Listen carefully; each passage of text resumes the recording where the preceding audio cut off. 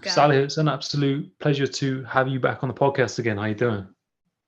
Same here, Adam. It's really a big pleasure to have you back as well. It's been a long time, isn't it?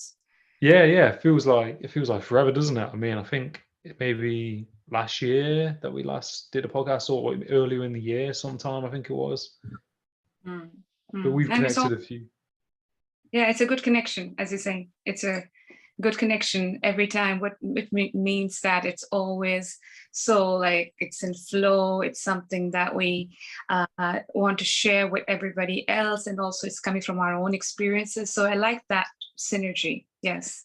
Yeah, no, it definitely flows well, and I think we first met in 2020. I think when lockdown happened and was all kind of shut down with COVID and all of that. Mm. And we kind of first did a podcast, and I think it was just on the phone, wasn't it? I remember just talking into the phone, and we never Yeah. met. We just connected on social media, and we did a podcast, and we've been friends ever since, and we've always stayed in touch. And it's always good, Mm. having podcasts because it flows really well, and we Yeah. kind of go into deep topics, and you've gone on and you've created your podcast, and there's many things Mm. that you're doing as well. And we covered. You Mm. said you want to talk about some topics that we'll get into. So, do you want to first talk about like New Year's resolutions and how the past year's been? Because it's like 29th of December 2022 at the Mm. minute. So how's your year been, and kind of any New Year's resolutions you're setting or why you think they're important? I'm really glad that you asked that, Adam, because it is 30th of December here in Australia and it's 29th at your end. Makes you think about the year, doesn't it? Makes you think about um, just reflections, right, as to how the year went by and how you would like to step into the new year, right? So for me, personally, I feel I had the most crash bang learning experience this year. That's how I can say it positively. But of course, it was all with the yucky bits and the really high happy bits, right? Um, I mean, I could go on and on about it, but coming down to just looking at the year, I think most of our learnings come through experiences that shake us, that break us, that make us come to this place where we feel like we're nothing, and then we try to find out and look within ourselves and go like, who am I really? So that's what they call an awakening. Stepping into your higher consciousness. Or it could just be a moment where you just have a self-realization. So this year has been all of that for me. So going into the next year, one of the good habits that I consistently grew this year was working out, as in taking care of my body, going to the gym and making sure I do things that are good for my body. So I want to carry it on to the next year. I started on 1st of January 2022. I started this regime where I said I will literally make little efforts every single day to make my body healthier and the shape I want it to be, and just to feel good in it. And also, like, I put this little goal in front of me because in 2023 I turned 40. I had that look out that when I enter into my 40s, I already want to have a kickstart to taking care of my body. And so I took it as a challenge. 1st of January 2022, I went into this place where I was intermittent fasting, which was in the beginning a bit hard, but it became something that I actually liked. We can all try different things, but and they can work for us and they cannot work for us. And then we let it go and we're like, let me try something new. Everybody is different. Everybody's goals are different. Whatever way you look at life is different. For me, it was important to get my body, being a mother of 2 little children, being through different ways of looking at my body. I am visualized my body to be healthier. And so I did yoga all throughout this year. I did Zumba all throughout this year. I did personal training all throughout this year. I kept going with my intermittent fasting, even though right now I kind of let it go. I'm all eating all the Christmas leftovers, things like that. So I want to carry that out on to 2023. So that's just about the body and how I looked at the fact that when you do something consistently every single day and you repeat doing it, the old habit of, maybe, going for that jam or going for that unhealthy choice kind of goes in the background. I mean, I still have cakes and everything, and I know when to. But now it's like I feel so happy in my body that happiness kind of gives me a rush. And before it was that, just taking that tub of chocolate, ice cream, and just having it. So I'm liking the steps I'm taking consistently to get there. So I want to now follow through the idea of consistency in 2023, which comes to taking care of my mind, taking care of my soul, taking care of the people around me in terms of knowing where I stand, creating loving boundaries. So loving boundaries, definitely coming to the actual conversation, is something I want to create in 2023, which is a new thing for me, Adam, because I grew up, even until very recently, I was very free in terms of just giving to others, and like not thinking how my own energy is getting depleted in the process, and thinking that just getting a recognition from the other person is all I want, but not recognizing the self within, right? So I've been on a self-love journey as well, as I also do the course, and I also coach in that. And the fact that I do it with my clients is getting me to see deeper within me, a deeper layer of self-love, which was about boundaries. And I would love to talk to you about that. What do you think boundaries are to you, Adam? I think, I agree with you. And you mean boundaries in regards to, The self, in terms of right? knowing when to take your energy and knowing when to pull it back, knowing that where your limits are, where your no is, being able to say your no, things like that. Yeah, no, I think it's important, with boundaries. Like I do a lot in my job, and I drive a lot. So I have to go to different offices, and I work as a well-being coach. So I'm working with people. So I'm giving a lot, and to other people and helping other people. And the thing is, if you're not doing certain things for yourself, then you can't do what you need to do. You can't do what you need to do at a certain level if you're not having those boundaries in place and looking after yourself. So I mean, I think it's important. I will go to work, and I'll go to the gym, like throughout the week. I'll try and do a podcast or something, doing things that you enjoy and making sure relax. And Mm, also, like I said, your diet, when you go to sleep, those kind of things. So mm, it's having that. I think a big thing for me personally is having a bit of time to myself. I'm very much go go go, but if I don't have that time to myself to recharge my batteries, I'm a bit grouchy and I feel a bit burnt out. I have to have that time, mm, and set those boundaries. And I think, like, mm, being aware of how much you're giving and how much you're getting back, and if you're maybe not getting what you want back, communicate that. So I mean, I think boundaries are important, and it's kind of being mindful or self-aware in that way, isn't it? Checking in with mm, yourself. mm, mm.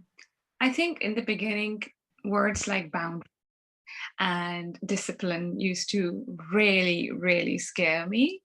Because deep inside, when you're a hippie, when you just think peace, love, harmony are the words that should come out of your mouth, it feels like boundaries and discipline are people who are wearing those, suits and ties, and they're just, not looking at you, and they got their noses up in the air, and like they look like snobs to me in terms of visualization of a person.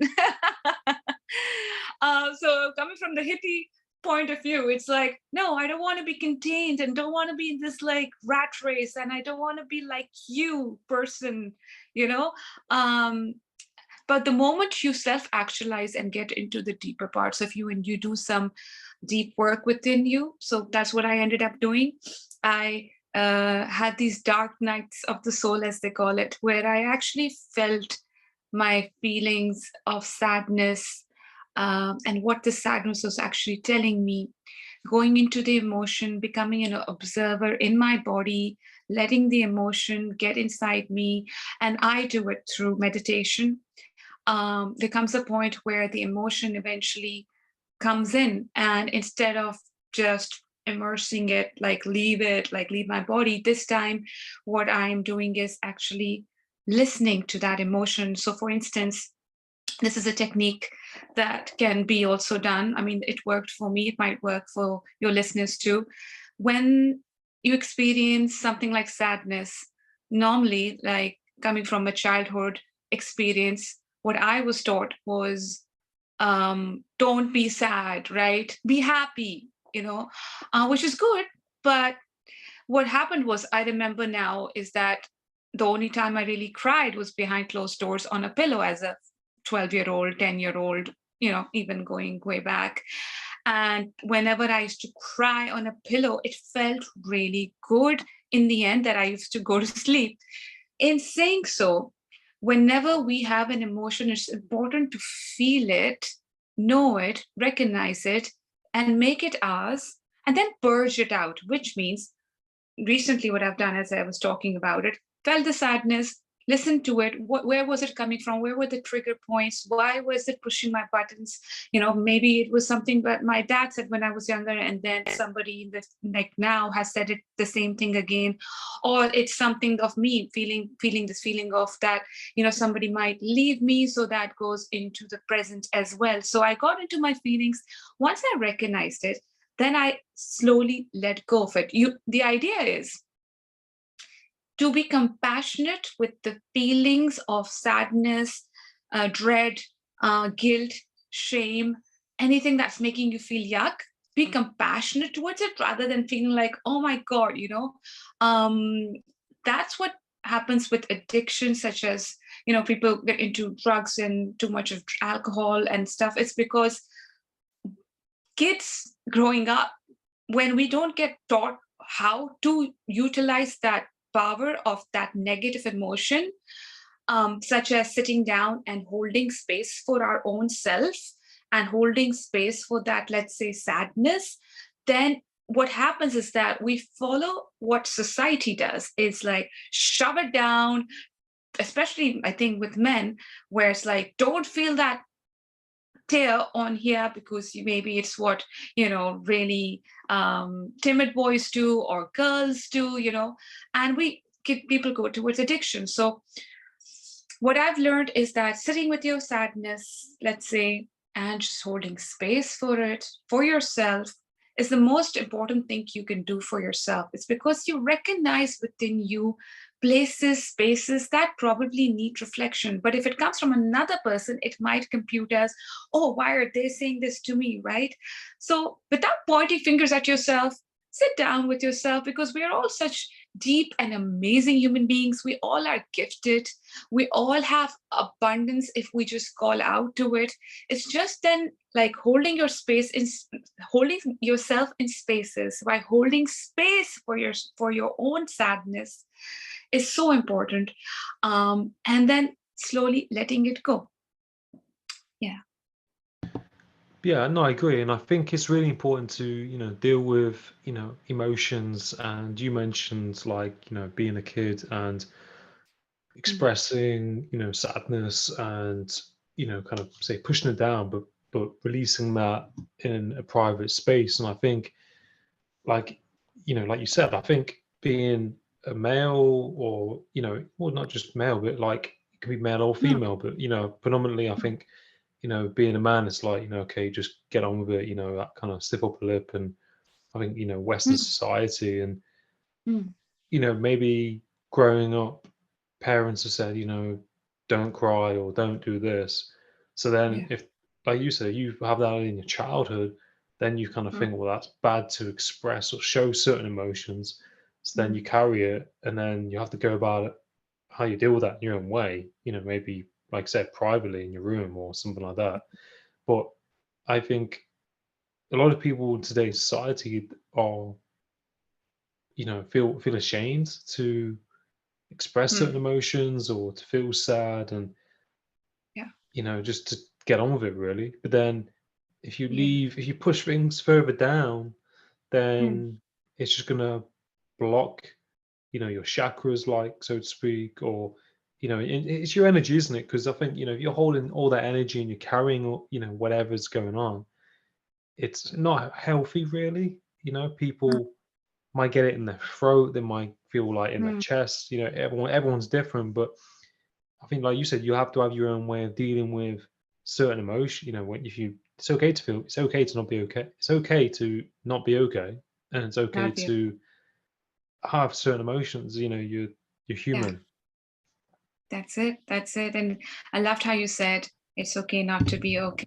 I think it's something that we need to remind ourselves every now and then, especially with the changing times ever since COVID came in.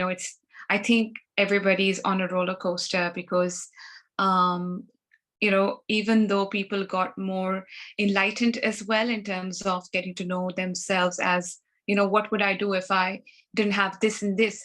Who am I without this? So there were a lot of awakening moments. But then once you awaken and your consciousness awakens, I think one of the hardest thing is then to just realize it's going to keep on getting awakened, right? And that's the hardest part as a human being who was tapped into their internal monologue and or their higher self, or a person who kind of gets it now that what their purpose is, because it's the maintaining of it. It's like, because once you've tapped into yourself in a deeper way, it doesn't stop. It keeps going deeper and deeper, and the deeper you get, the more these emotions of sadness and dark nights of the soul, and where you get to purge your emotions, it comes up. So saying to yourself through it all, the compassionate thing you can do, one of the ways, is say it's okay not to be okay. You can, because I was just going to speak in my own language, so it's so weird. Because what is the opposite of it's okay not to be okay? What do you think? What's the opposite? Like, if you could say something that's harsher and opposite of that. Like, So it's not okay to not be what? okay. So like, No, yeah, yeah, like yeah. sulk, stay in your shit, yeah, and just feel bad about yourself, feel guilt and shame. You know, that's the opposite of it. The moment you tap into things like, people have asked me like, what is self-love? Why is it so important?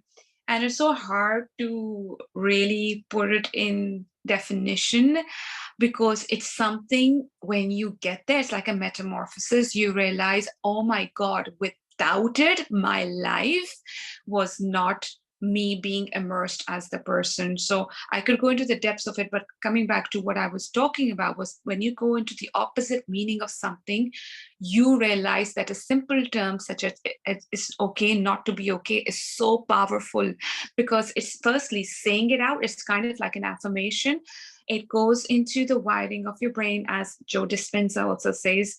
Whenever we give our mind new ideas, it gets into this, oh, I'll just, he says something about neurons wiring together, that fire together, and the way they fire together is when we bring in a new idea. So it's all our lives, as you said, people feel, they feel ashamed. Use the word ashamed. It's so natural for us to say, oh, that person made us feel ashamed, or I feel shame. Where the crux of it, the actual thing of it is, we're not okay being judged. We're not okay being criticized. We're not being okay being told that we are shit when we know that we are magnificent and we are amazing. But then somebody's like puts, like, actually drags us in the mud, or like does those kind of things that bullies do.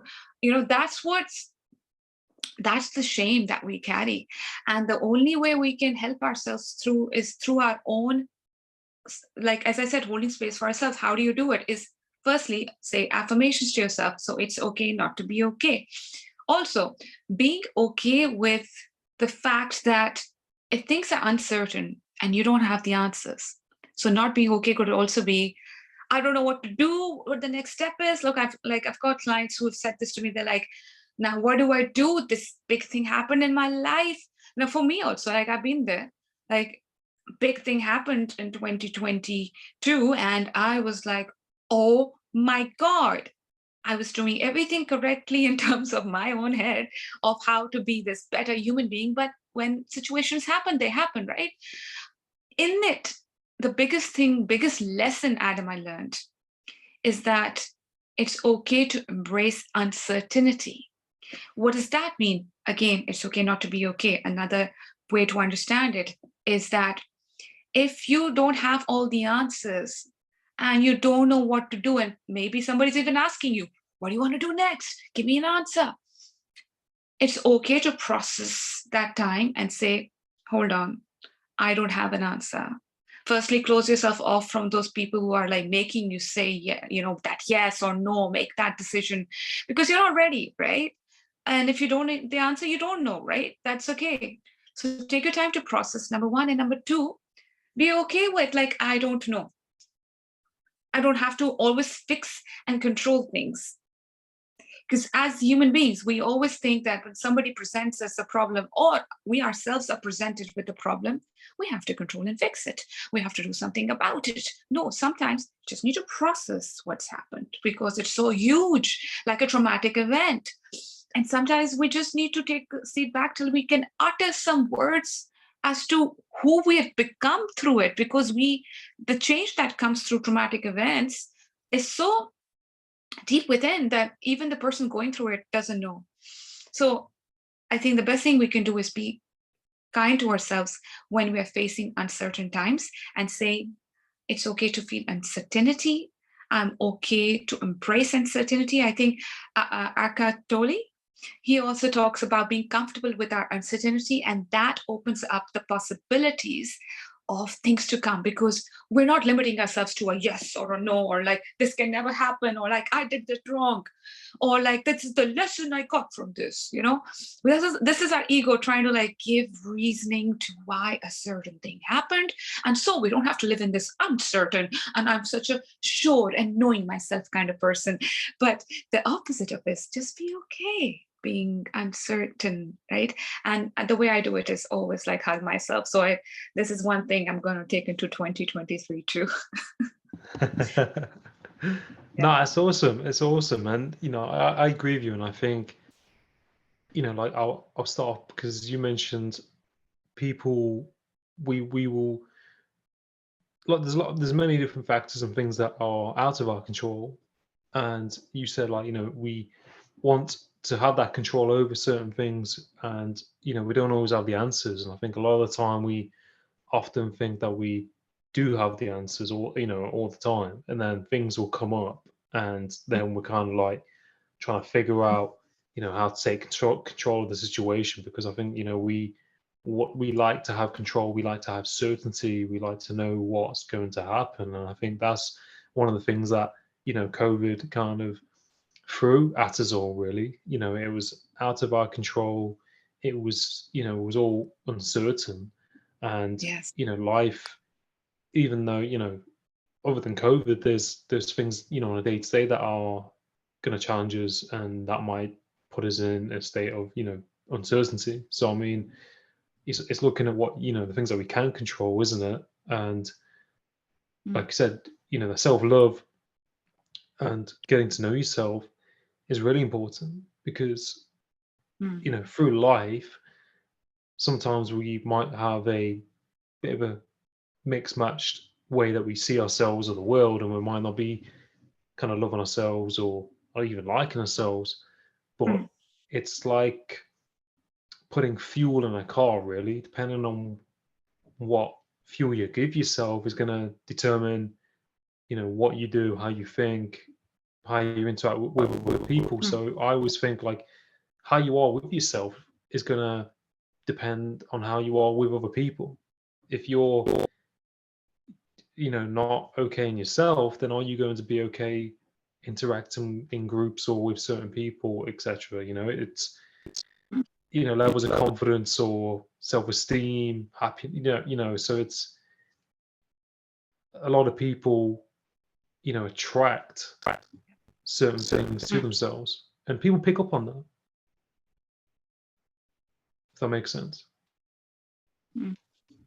If we don't, as you're saying, if we don't value ourselves, how can we value other people in our life? And it's so funny, like, there were times in my life where I thought I was self-valuing, as in self-worthy, as in I knew my worth. And in those times, I realized the connections I had were, I was good with them. But when I got out of that bubble and I got to another level of awakening, I realized that in that bubble, I was only able to provide value to the people around me in conjunction with the value I had within me. And my self-value was not at a very good place. I only realized it when it got to the next place. So I could only give to the people around me, as you said, as much as I could give to myself. So that is why it's so important to go within and find spaces within us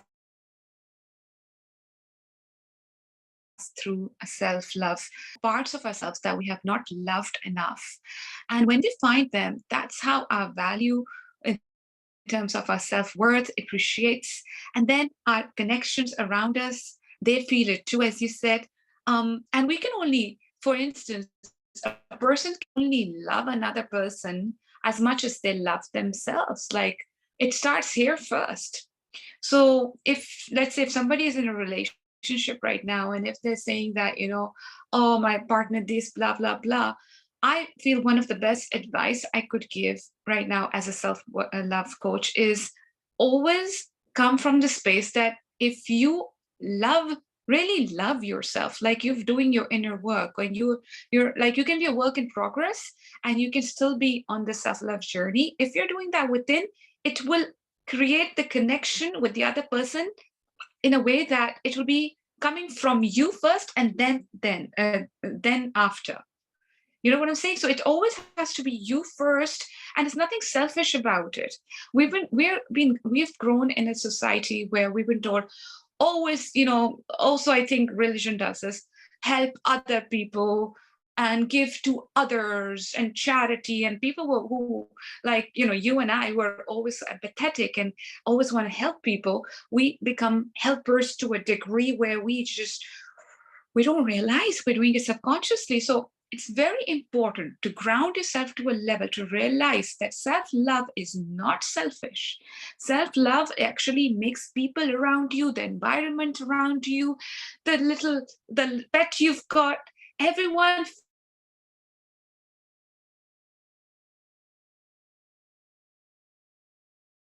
feels it once you pick some giving love to the spaces. So for me, it's a very like embracing, loving, nurturing, cultivating. I love these words, and I think we should embody it in terms of receiving ourselves when we don't know what to do, when we are uncertain. So I have also created a program which starts in February. I've worked at it all in the end of this year. I worked with these clients and they really liked it, and I want to take it to February next year. So it's called Embracing Self-Love. And what it does is just helps anyone who was looking for that space within them that was like a reoccurring pattern or something that's been showing up in their life is not letting them move forward. So for instance, I had clients who had relationship issues when they were younger, and this lady didn't know how to go forward. She didn't know what was the problem because she had the money, she had the house, but when we went deeper inside, we found out that what she really valued as a kid also was having a family, like having those two kids, having that husband, and she didn't see that happening in her 40s. So things like where we don't know that there's an inner child that we have forgotten or something that we are not paying attention to because life becomes overwhelming. Self-love, embracing self-love, this journey is going to help. I'm going to be working with women, just to put it out there. Women find that self-worth within themselves, that parts of themselves that they forgot, such as holding yourself and saying, I love you, I value you, I respect you. Because I think valuing, respecting, and loving ourselves opens windows to understanding that, right, we're not supposed to look at it in others to say that to us. I think with most women, because I'm a woman myself and I grew up with the same kind of ideas, even though we feel we are more emancipated, we've got, we're not like those women before us, and or like I'm not like my mom, but I think we still carry that ancestral way of being, of not tapping into the idea that we don't have to always get validation from others, that we don't always have to have that approval, that nod from others. And it starts in childhood, right? Like, daddy, do you approve of me? And daddy goes, oh, you did well. And you're like, yes, I did well. Like, and so women have the tendency to become people pleasers more. And I get it. I get the guilt that accumulates with time. I get the shame. So I want to work with women and tap into their power. And I think that comes from loving themselves, validating themselves, and finding that worth within themselves. And once that comes through, everything just opens up. And just a quick story, there was one lady, and I found it so interesting. She started with saying, what's self-love? I don't know what self-love. I've never even felt love for my own daughter. And it was the most interesting journey. I loved it. I love it when people come to me and they challenge it. They go like, and that's the kind of work I want to do. I want to help people, just find it when they never even saw it. And she found it through her own journey. I didn't say, this is how you think. She tapped into herself and found a way to understand it. Not the way the society says it, not the way a book says it, not the way I say it, the way she sees it. And she understood what self-love is. So, yeah. No, that's awesome, and I think like like it's great everything that you're doing, and since we met a couple of years ago, the content you put out there is really really deep and in depth, and I think it helps a lot of people because you talk about spirituality, self love, and many other aspects of spirituality as well. And I think the self love course is it a course or a workshop? How long is it for? So it's called Embracing Self Love, and what is it on Instagram? Where are you doing it as well? Okay, so I can be contacted on Instagram to get connected into it.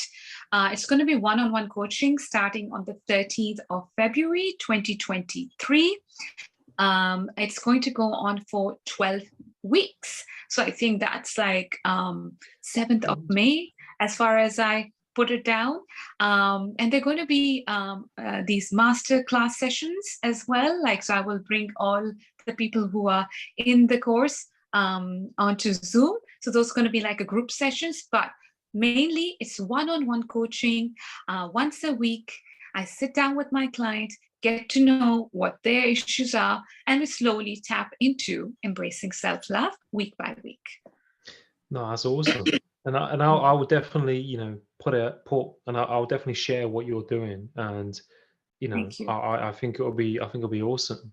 And, I wish you, all the best with that course that you do. And I think, you've got, you have this passion and you have this purpose to, help other people, you know, in, spirituality and in general life. But, and I love seeing your posts and everything that you do. And, I'm really grateful to be your friend, and that we can have these conversations. And I think it's something that we can keep on doing. And I think a lot of people are going to benefit from doing your course and your workshops and everything that you do. Thank you so much, Adam. I know it's quite late at your end too. I mean, it's early in the morning for me, and it's late in the night in the It's UK, okay. Australia, UK. My throat choked, like, let him sleep. But I just want to thank you. No, always. It's like, just don't say. But it's like at the same time, I have to say thank you. It's been like 3 years, hasn't it? Isn't it? since Yeah, I we've been think yeah, connected. yeah, coming up to 3 years, yeah, because we connected in like March 2020, so it's kind of like yeah, it's Yeah. about coming up to 3 years. So my daughter, who's 9, knows you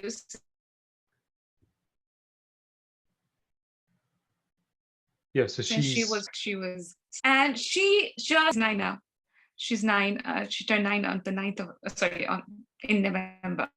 oh wow, She turned 9 years old. Yes. And I was giving her breakfast quickly. So it's like, I have to go on my podcast. And she's like, where are you going on the podcast with?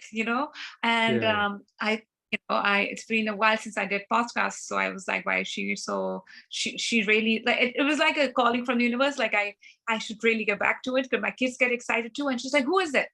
And I said, it's Adam Parr. She's like, Adam Parr? Are you talking about Parr?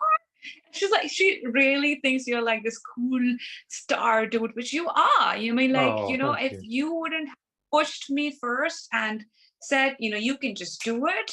Remember that story where I was new to all of this? I started and I was like, what do I do?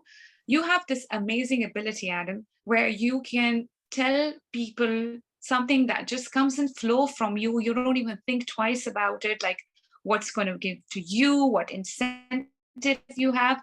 You just come from this pure self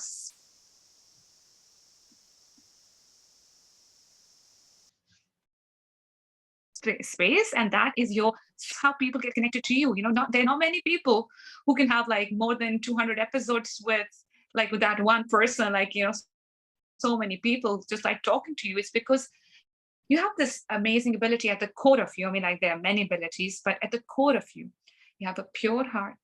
You have a pure soul who just in return, that's good. But it's always like, let's do this. This is a human interaction, you and ourselves, and we can't. Let's just be our vulnerable selves,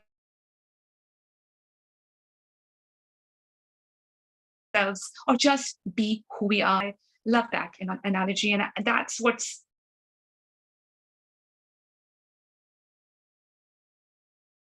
kept me going. That ideal person who comes from a pure space, a person who doesn't have to be a hi-fi like person in a suit all the time, can be in different locations, from the car, from the kitchen, from grandma's place, from mom's place, from just like the garden space. So it's possible, you know that this doesn't matter, prestige and this, and you can just be your whole self. And that's what you need, the human to human interaction. Thank you so much for being you throughout these years. And I've seen you evolve and see you rise up, and I hope and wish that you keep rising up and keep evolving.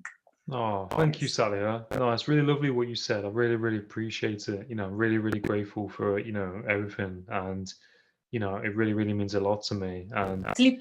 you know, you know, yeah. And Mm. yeah, and it's like, as you said, you can do this anywhere. And we met on Instagram and we did a podcast. And, I'm really, glad that you're able to, put out content out there, and you took the leap and you did it as well. Because I remember we had that conversation and I was saying, why don't you try it? Why don't you do it? And,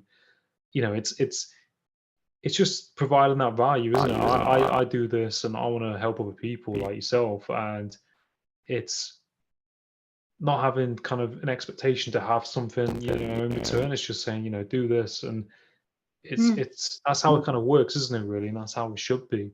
And making those connections, and you can then go and do podcasts and create content, help other people. So that's I think we've all got a higher purpose, and I think we should all tap into that. And I'm really Yeah. glad that your daughter thinks it's pretty cool as well, and that's nice. Appreciate her support. And I'm really grateful for our friendship, and it's Yes. amazing to be able to do this, and have these conversations where it just flows, and to have that positive impact. It's quite rare Mm. to Mm. connect and just go and tap into deep podcast. Yeah. Because I think when Yes. we first did the podcast, the first one, I think it was must have been nearly 2 hours. I think it was nearly 2 hours, or an hour and a bit. I think. I was all audio. We didn't know each other. Yeah, it was from like a anywhere. telephone call. Yeah. And it just went on and on. It was like Anchor. It was on Anchor, the Yeah, platform yeah, for podcasters. And um, I look at those podcasts because last year I've been a bit slow with the actual Zoom podcast. I was more of the IGTV person. What I learned was that definitely, the podcasting person that I am is like the kind of person you are as a podcaster. Of course, we have both different abilities. Of course, we are very different, but we look at humans very similarly. And I think people feel comfortable with us. I'm not saying it from pride or ego, but I think that's a common thread. Like you and I, if you like people feeling comfortable, because when we're online, coffee or tea to give to them, or like there's no way you can sit down and say, "Can I turn the aircon on for you?" It's all just us and them. And I think even with your people, I felt that they feel comfortable. I've been told in my testimonials that they feel comfortable, and that matters to me. I could feel like, oh, okay, they feel comfortable, and I could just go like, yeah. But no, that shows, like, if you go deep within, it matters to us that they're comfortable, no matter what they're talking about, whether they're talking about their kid, whether they're talking about like this huge law of attraction thing, or they're talking about how neurons work, they feel comfortable. And I love this, that we are able to do that. And we've been doing it for a while, so it's important to pat ourselves on the back too. yeah, yeah, Through it definitely. all, we're Yeah. unstoppable. 23 unstoppable. Yeah, and there's All right. plenty more to come as well. But Yes. Happy New Year. yeah, and I hope you have a new year, a great new year as well. And I look forward to doing this again with you. And I wish you continued Mm, success in everything that you're mm, doing. And I wish you continued success in your course that you are going to be doing as well in February. You mm. said February. Yeah, February Yeah, 13th, 23, 12 weeks, embracing self-love, one-on-one sessions and masterminds with my female clients. So any lady out there, I'm just focusing on this women because I get women, and I might then expand it later on, but that's what it is. Also, just before leaving your listeners, there's one thing I'll leave with them, and that's take out a piece of paper. This is the end of the year, so just do this, or even if you're listening to this in January 2023, just take out a piece of paper and write down what you want to see in this year for yourself. So if you imagine yourself to be in a better shape, or a better shape here as a mental health, if you see yourself as a better human being, or whether you just see those goals of getting that car or that house, write it down, write it like it's already done, say gratitude for it as if it's already done, and look at it every single day. Lady Gaga, all these amazing people, they've done it and they've said it works, but you have to do it consistently every single day, looking at what you've written down or adding to it, but believing it and saying thank you for it.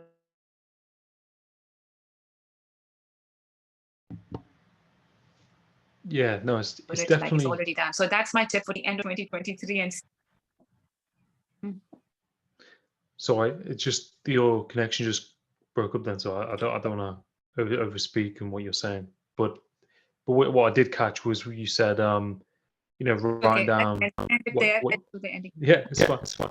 But writing down things and being consistent with it and having that vision of where you want to go. But Yes. Yes. where can I find you on Instagram and social media? So Yeah. So I'm on Instagram as the Untold Story Told. One word, of course. That's how Instagram works. And then I have a link to my website there too. I have a website now, which is there. And you can see my works there, and you can always DM me and get to know more about the course, Embracing Self-Love, starting on the 30th of February. And now I sound like a bird who's just repeating the same things like a parrot. But just want to wish you all a happy new year 2023. Thank you so much for having me on this podcast. And thank you for this opportunity, because this is, I think, the first podcast I have done in months in terms of coming on somebody's show. So I wouldn't have it any other way. I would only start with your show. It was taking me a while to come back and showing my face on camera, but this is the best way I could start on your show, on Adam Parrsitivity show. I got it.